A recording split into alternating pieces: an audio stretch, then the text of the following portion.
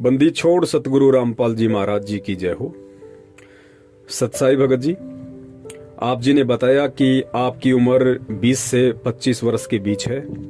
आप जी ने परम पूज्य सतगुरु रामपाल जी महाराज जी से नाम दीक्षा ली हुई है, भक्ति आप कर रहे हैं। समस्या आपने बताई कि आपका एक लड़की से प्रेम प्रसंग है, रोजाना आप जी उससे बातचीत करते हैं और आपने कहा कि क्या सतगुरु रामपाल जी महाराज जी की भक्ति करते करते उस लड़की से मेरा बात करना क्या उचित है, क्या सही है, क्या मैं कहीं कोई गलती तो नहीं कर रहा हूं। देखिए भगत जी, परम पूज्य सतगुरु रामपाल जी महाराज जी की जो भक्ति है वो ज्ञान आधार की भक्ति है, और जब तक हम इस भक्ति मार्ग में परमात्मा के सत्संगों को सुनकर, उनके वचनों को सुनकर ज्ञान को आधार नहीं बनाएंगे, तब तक हम इस भक्ति मार्ग पे सफल नहीं हो सकते।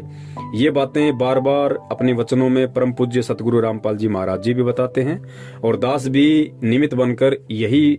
सारे संदेश से भगत समाज को देता है कि भाई जब तक हम अपने सतगुरुदेव जी के वचनों पे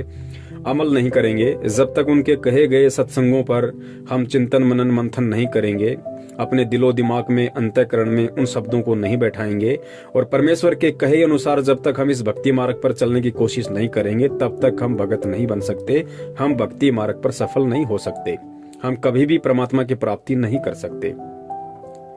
उस लड़की से बातचीत करना आपका भगत जी तब तक उचित है यदि आपको लगता है कि आपकी उस लड़की से शादी हो सकती है, तो ही आप उस लड़की से बातचीत जारी रखिए। और यदि आपको लगता है अपने परिवार वालों की सोच के अनुसार, जैसा भी आपका समाज आप लोगों को अलाउ करता है उसके अकॉर्डिंग, यदि आपको लगता है कि वो लड़की ना ही मेरे समाज की है ना ही मेरी जाति की है और उस लड़की से मेरी शादी नहीं हो सकती, क्योंकि इस बात को आपसे ज्यादा और कोई नहीं जान सकता। आप उस लड़की के संपर्क में हैं, आप अच्छे से उस लड़की के परिवार, उस लड़की के जाति धर्म समाज के विषय से परिचित हैं, आपको अपने विषय में भी अच्छे से पता होगा आप किस जाति, किस समाज और किस धर्म से हैं, जो भी परंपरागत है, और आपको लगता है कि हम दोनों का विवाह कभी नहीं हो सकता, और उसके बाद भी यदि आप उस लड़की से एज ए फियोन्सी बात करते हैं, एज ए प्रेमी का बात करते हैं, तो भगत जी ये बिल्कुल भी उचित नहीं है।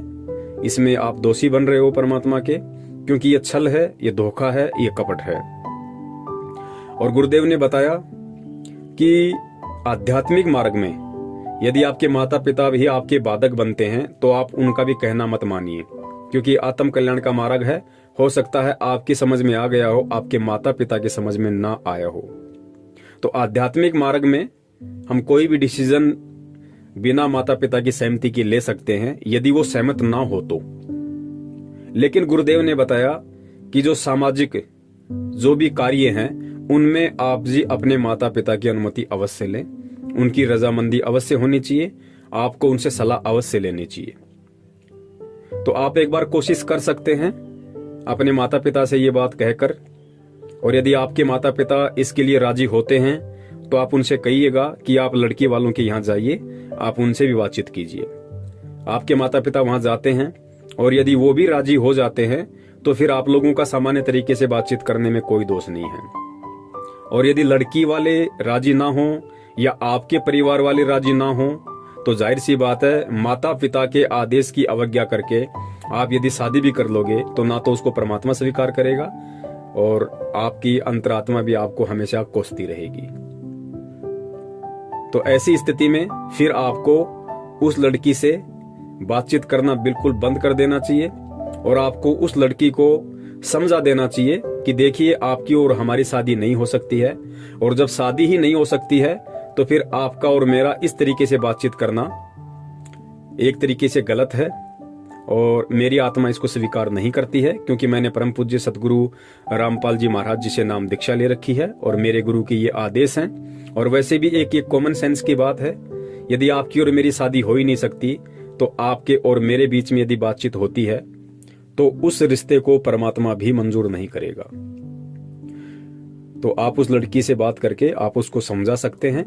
लड़की अगर समझदार होगी तो समझ जाएगी, अगर लड़की नहीं मानती है, नहीं समझती है, फिर भी यदि आपसे वो बातचीत करती है तो भगत जी ध्यान रखना, जब भी उसका फोन आए आप उसको बहन कह के बोलना कि सत्साई बहन जी बोलिए, दास आपकी क्या हेल्प कर सकता है, दास के लिए क्या आदेश है। इस तरीके से जब भी उसका फोन आए बात बात में आप बिल्कुल सामान्य तरीके से बात कीजिए। जैसे आप एक बहन से बात कर रहे हैं,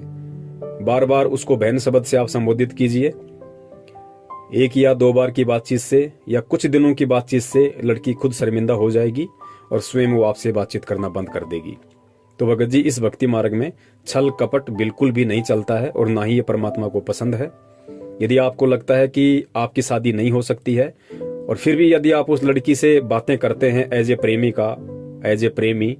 तो ये आप कहीं ना कहीं अपने आप को धोखा दे रहे हैं, आप उस परमात्मा को धोखा दे रहे हैं जो इस भक्ति मार्ग में नहीं चलता है भगत जी।